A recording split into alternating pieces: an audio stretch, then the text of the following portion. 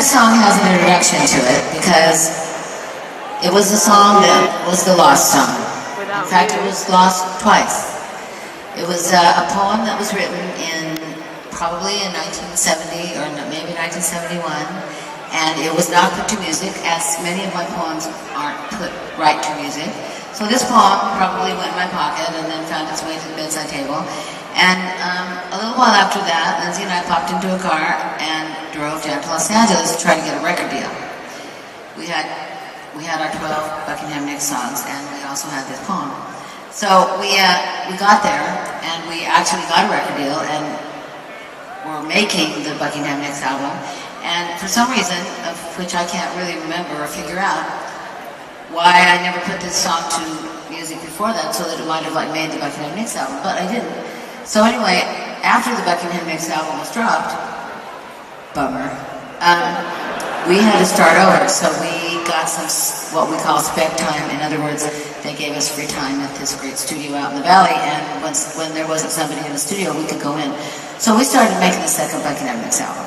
And at that point, I think, I found a poem, and well, I should put this poem to music. It's a good poem.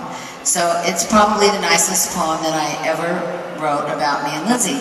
And so this is already 1974, and it's like, this is like this amazing poem, and I just wish it had gone out before, but it hadn't. So there I was, and I put it to music, and it came out great, and we made a really, really great demo, because our demos were really, really great.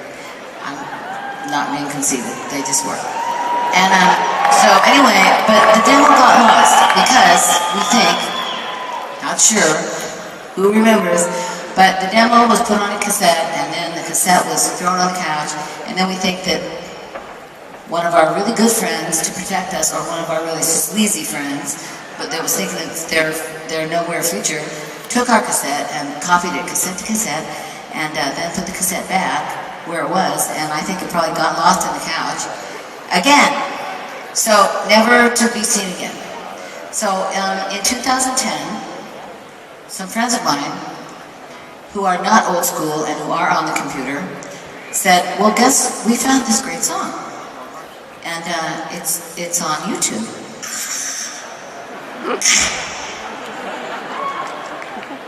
I'm like, how can that be?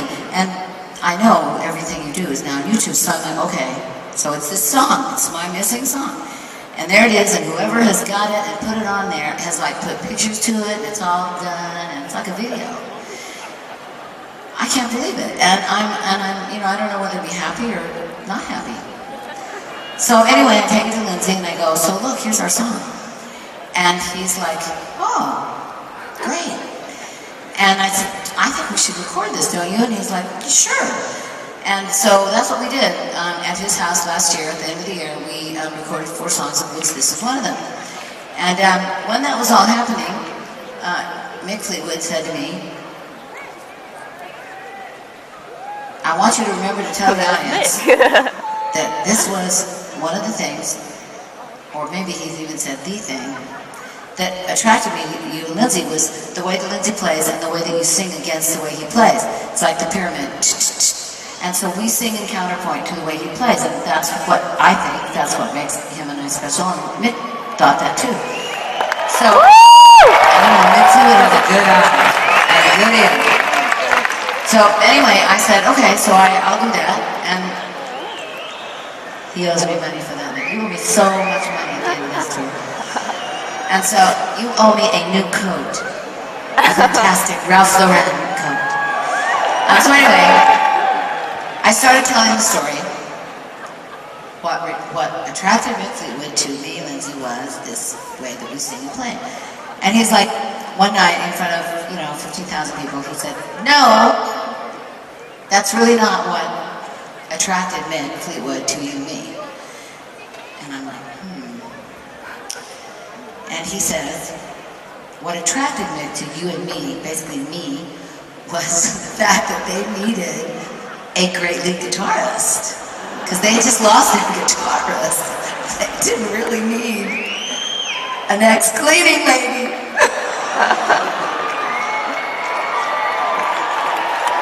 No, I'm not saying that he said that. I'm just saying that in my mind it was like, I'm done. So, anyway, I said, that's true. You're right. Absolutely right. Myth, you have completely screwed up this story for the last 3 weeks. Now I'm going to have to change it around, and it already takes too long. So, that's what happened. The song got recorded. It is recorded almost exactly as it was in 1974. We wanted it to be really realistic as to what we remembered of that time, because it was such a great time. And so, at the same time, I know, you're going like, wind it up, Stevie, wind it up. I would like to thank Lindsay for taking me with him to Fleetwood Mac, and I would like to also thank you, Mick, for bringing me into Fleetwood Mac when you didn't have to, and thank you, Mr. Dominic V, best bass player in the world.